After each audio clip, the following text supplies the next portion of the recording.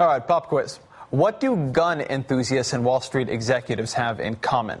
Well, for starters, there is not anything intrinsically or fundamentally wrong with what they do. Quite the opposite, in fact. America is based on the freedom to be a super rich banker guy, if that's what you want to do, or to collect firearms, if that is what you're into.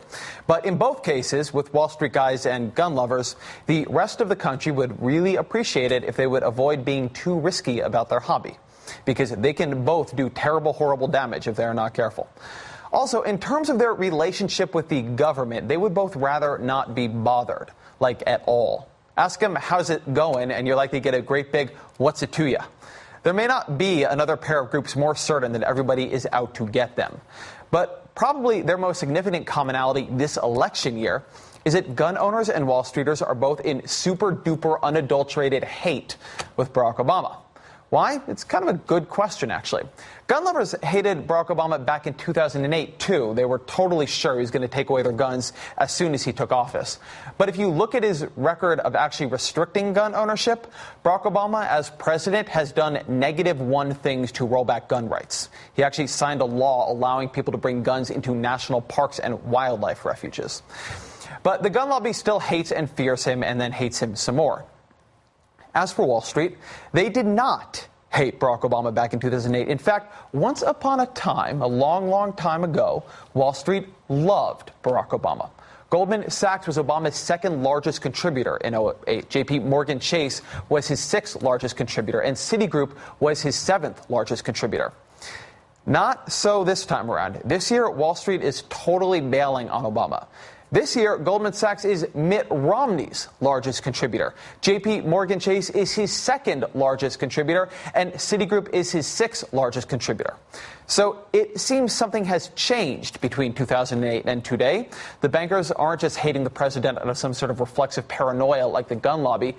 These guys used to like Obama. They gave him tons of money in the last election. But if you think there's an easy explanation, that there's just broad agreement that the Obama administration has been viciously tough on Wall Street, you'd be wrong. Not only is there not a consensus that President Obama has been an enemy of Wall Street, there's an argument being made in some quarters that he has been much too friendly to the finance industry.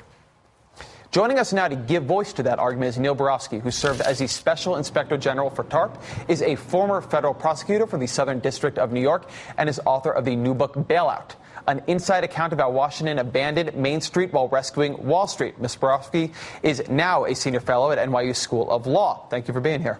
Thanks for having me. So, Neil, please tell me if I have this wrong. You don't seem to have been super happy with how the bailout was conducted. Reading your book, you don't seem like a huge fan of it. Well, no, Ezra. I mean, in almost every critical juncture when it came to really meaningful choices in conducting the bailout, this administration and the prior administration, there was no real material difference between the two, consistently chose the interests of the Wall Street banks over that of homeowners, over that of the broader economy. And, we saw that time and time again, really from the day that I got there. And so the broad critique you make in your book, which you bring up here, is that there were a bunch of moments when there was a choice of what to do with the TARP funds. And they could have gone in a direction that either was more punitive to the banks or put much more strict regulations on them or asked more of them. And they didn't. And you could argue that that was because their top contributors were bankers, if you want to be cynical about it. But the bankers hate him now. They don't at all feel that they got a sweet deal out of the administration. They feel Dodd-Frank was intensely punitive to them. They feel that the administration has been very aggressive about demeaning the role of the financial industry in American life in the president's rhetoric. So what is the reason for this gap between what you see as the substance of the choices made on the bailout and how the bankers feel about the bailout and the financial regulations and the Obama administration? Well, first of all, there's no question that the president and his Treasury Secretary defended the status quo of too big to fail.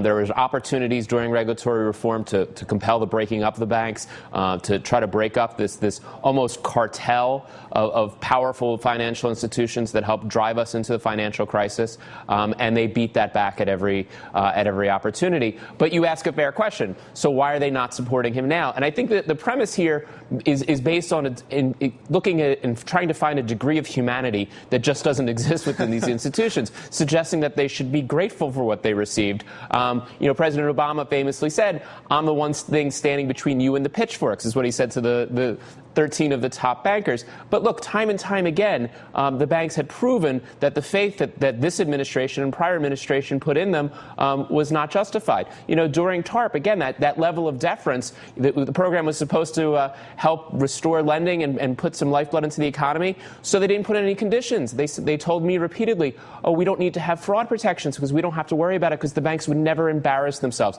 They would never risk their reputations. Then again, when forming the housing policies under TARP, again, there was this trusting the banks by giving them really control over the program and not getting rid of conflicts of interest, which they used basically to shake down homeowners, squeeze out savings, and throw them onto the foreclosure scrap heap. And now we're saying, well, gee, isn't it surprising that they're not grateful? Of course they're not grateful.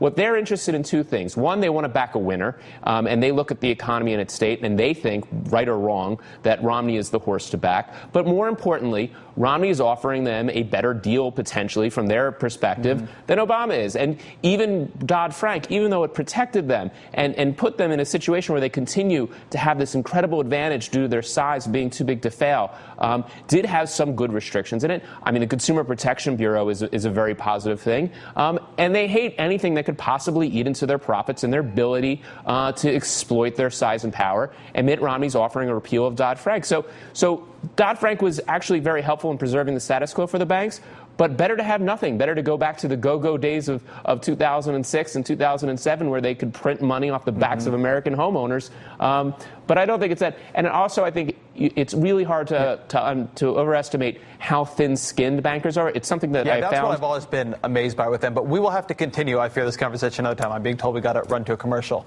Okay. Neil Barofsky, former Special Inspector General for TARP and author of the new book, Bailout. Thank you so much for being here tonight. My pleasure. Thanks for having me.